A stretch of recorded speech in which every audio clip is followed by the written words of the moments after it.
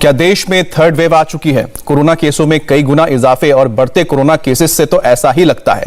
अलग अलग राज्यों में कोरोना की रफ्तार इजाफा होता जा रहा है और कई पाबंदियां भी लगाई जा रही हैं। मुंबई में बढ़ते कोरोना केसों के बीच विदेशों से आने वाले लोगों के लिए नए प्रोटोकॉल जारी किए गए हैं। सभी इंटरनेशनल पैसेंजर्स को RT-PCR टेस्ट करना जरूरी होगा। पॉजिटिव मरीजों को इंस्टीट्यूशनल क्वारंटीन रहना होगा और नेगेटिव रिपोर्ट वालों को 7 दिन के लिए होम क्वारंटीन में रहना होगा।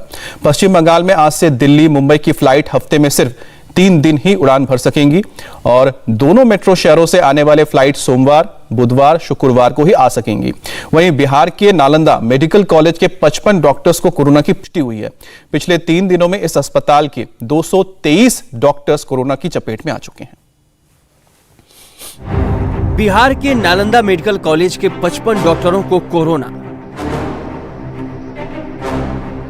छत्तीसगढ़ के 2 स्कूलों के 55 स्टूडेंट्स महामारी की चपेट में।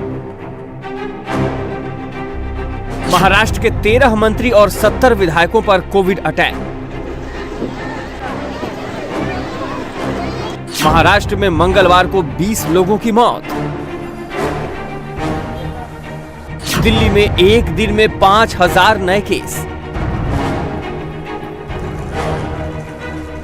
मुंबई में 24 घंटे में 10,000 नए कोरोना केस।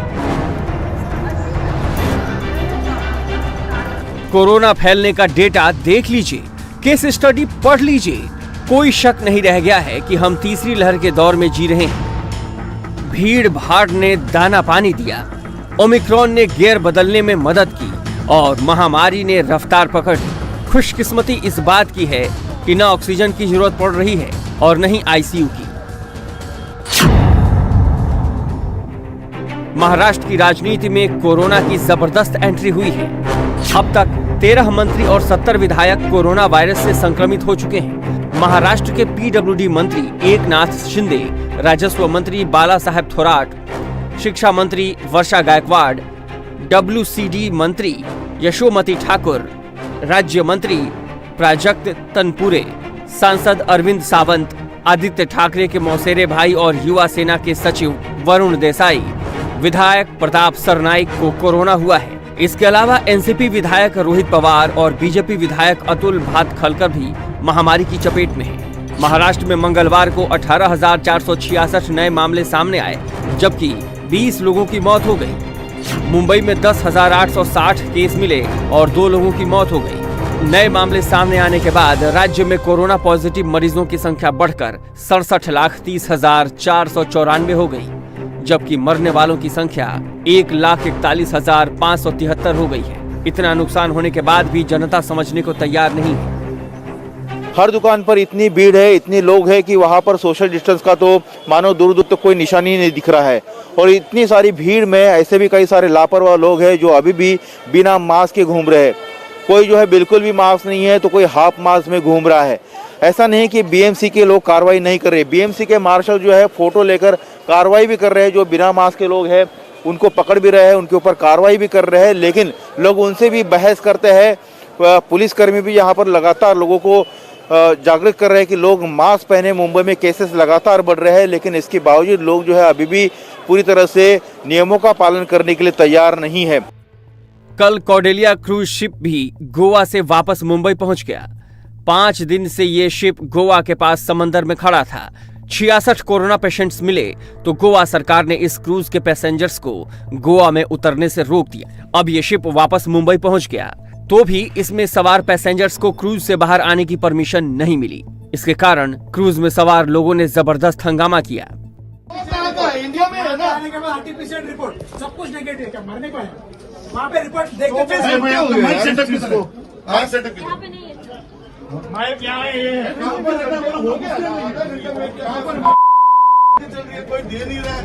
जो लोग कोरोना पॉजिटिव मिले हैं वो भी इसी क्रूज में सवार हैं, इसलिए क्रूज के बाकी यात्री परेशान हैं। उन्हें भी कोरोना का डर सता रहा है, लेकिन प्रशासन ने साफ कर दिया है कि जब तक सबका दोबारा कोविड टेस्ट नहीं हो जाता तब तक किसी को क्रूज से नीचे उतरने की परमिशन नहीं दी जाएगी।